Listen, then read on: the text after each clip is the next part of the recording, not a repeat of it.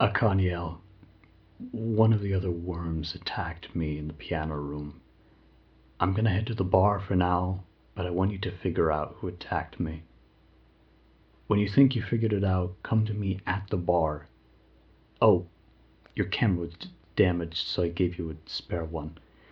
The resolution may be a bit pixelated. I'm sure it'll be fine.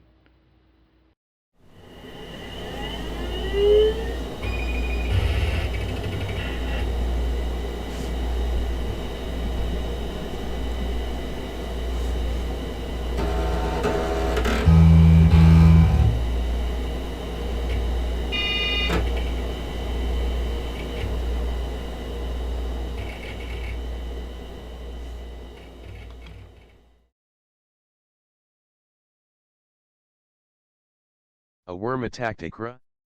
Attacked a divine? How is that possible? Worms can only take extreme actions when acting from the will of a soul. Our code doesn't just forbid this kind of action, it is antithetical to the entire paradigm we are designed with. This is probably Ikra playing a joke. But with how she sounded. Humoring Ikra, which worm could have attacked her? There is only one robotic body that a worm can inhabit in this house, or local area. This chassis I am in is the same one as the murderer. Only 4 other worms are installed in this body. Shrooms, Kemal, Nalima, and Saris. These must be our suspects then. But that's not possible.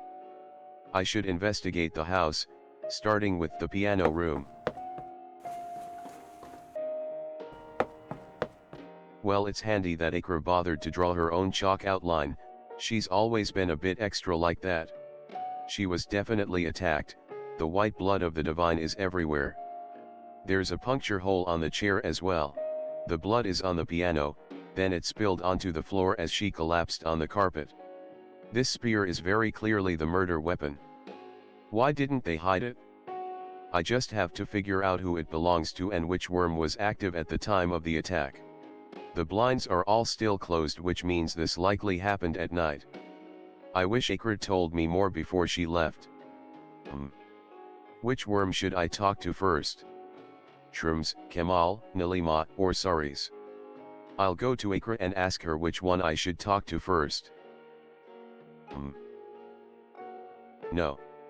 Or and I discussed this on the camping trip, at the mountain's peak. I need to learn how to make my own choices. No external force. If the crime was done at night, it can't be Kemal, Nalima, or Shrooms.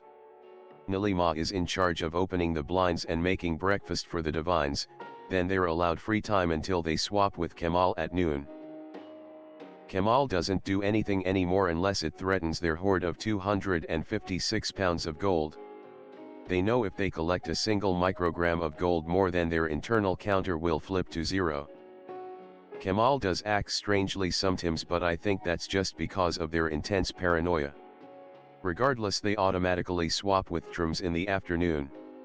Shrooms is in charge of observing the decay of the estate and noting down all changes they notice.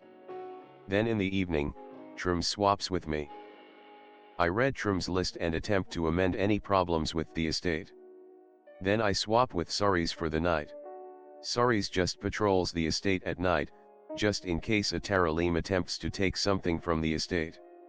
The Taralim often convince themselves in solitude that some object is in fact the key to truth and try to steal it from the divines. Saris is the only one it could have been. But how? Did Saris think Ikra was a Taralim? Okay, let me try to talk to Saris.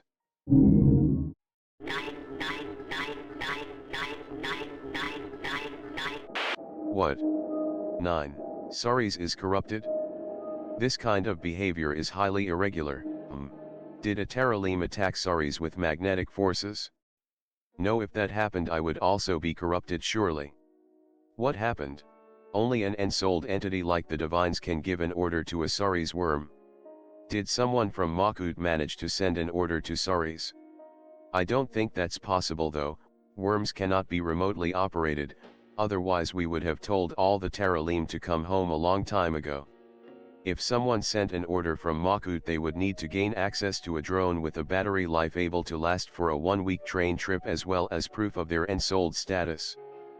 Usually we just know if an entity is ensouled when we meet. This is from a variety of factors, but it's almost impossible to fool our intuition. Right now the only answer that makes sense is that Ikra is making all this up just to toy with me. Unfortunately, that is quite possible. No, rather, that would be fortunate. I'd rather that Ikra is lying to me than that they were actually attacked by a regular worm. Let me explore the rest of the house. I'll check the entrance first and circle the house, checking for a break-in. No broken windows, no external sign of a break-in by a Taralim. I'll head back inside through the other porch. There's still food on the table. That's the same as what I remember. Something is wrong with this portrait, it's shattered. The attacker must have done this. Whoever has done this, they must have some reason to dislike the divines. Would a Taralim even dare to be this offensive? If this portrait wasn't glued to the wood, it would have fallen over from the force needed to break the glass pane. None of this makes sense. Saris was patrolling during the time of the murder. Even if a Taralim got inside the estate, they would have been stripped of their name and destroyed. Even if Saris mistook Ikra for a Taralim due to some error, that doesn't explain attacking this portrait. It just isn't possible for a worm to harbor this kind of enmity for a divine. Even if Saris was attacked by magnetic forces by a Taralim, this type of behavior is too natural. It doesn't seem likely that this is the result of a simple error in the code.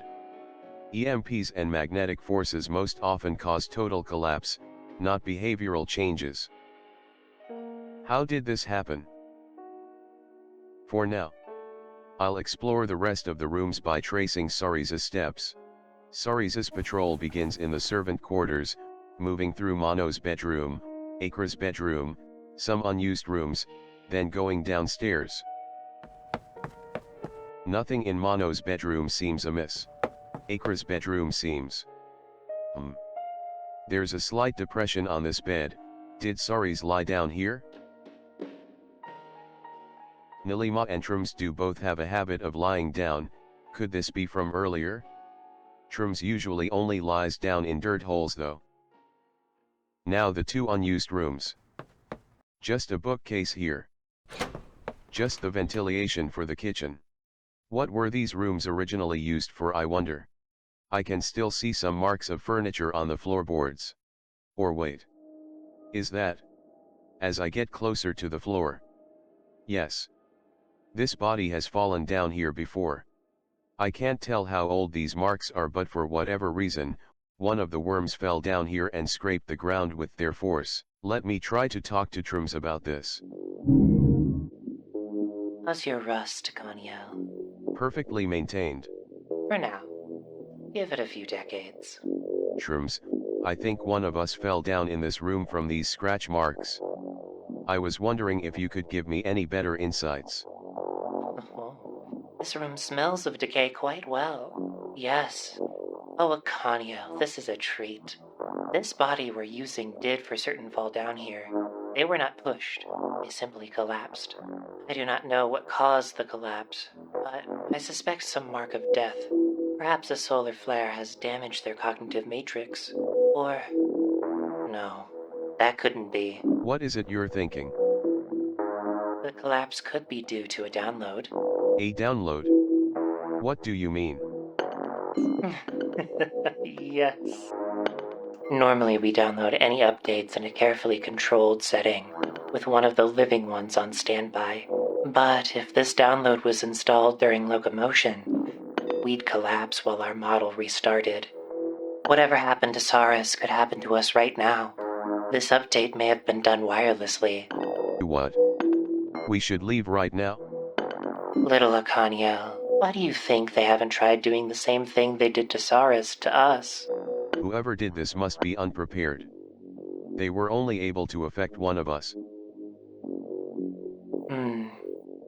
That is what I think as well. Each of us is the result of decades of programming. There is also a bare minimum to push updates wirelessly to us. They'd need our name, an understanding of our code, and bypass the firewall we use to defend against Terralim hackers. So we're safe for now. But each of us is vulnerable right now. We could update each other to gain better protection. We could also ask the living ones, though they might deactivate us for a few years from fear. I could use those years for better research. Surely the divines wouldn't do that? Oh, they already have. Or do you have memories of anything from 300 years ago? No, but Akrid told me that I lost some memories from the update that gave me advanced reasoning. That's the only reason why. She lied. Or that's what I think. None of us remember anything from 300 years ago, and we all seem to remember Akra giving us a software patch. No, the divines wouldn't lie to us. They don't always give us straight answers, but they're our creators. Well, I hope I could help your investigation, little Akaniel. Now's not the time to doubt the divines. What a brat that Trums can be. A download. That would explain the changes in behavior. But who would install such an update? I still don't know how long this update has been installed either. It's not impossible I'm also compromised and don't realize it. Will I attack Ikra when I see them next? Other than the divines, who knows our names, understands our code, and could bypass our firewall? The divines have been forthcoming with our names to the humans in Makut that they've made contact with, but our code should be a total mystery to them. Our code is written in 0 and would take years to deobfuscate from compiled binaries, especially considering Xiolan binary differs from Makutan binary. It's not impossible, but in order to even gain access to any of our firewalls they would have to break through the primary firewall that Mono created for the gateway they use to make contact with Makut. 10 layers of security like that won't be easy to break through. Again, not impossible, but I really can't imagine that happening. This is too much. I need to talk to Ikra right now about what's happening. I quickly pace through the rest of the house looking for other clues. All I find is that Saris never finished their first patrol that night. They stopped as soon as they reached the piano room and saw Ikra. I make quick stop in the servant quarters to remove my arms so I cannot cause harm to Ikra in case I am compromised. I leave the house and head to the bar.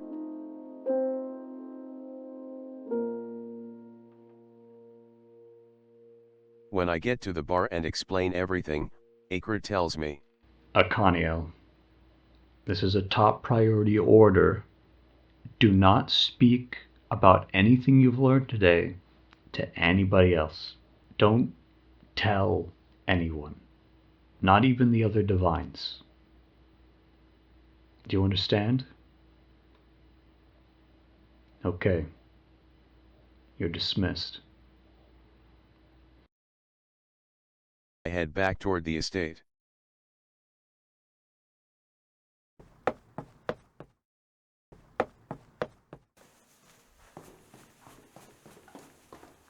I put my arms back on end. I really want to check that room again, the room where one of us collapsed. But, I received an order. I absolutely cannot defy the divines.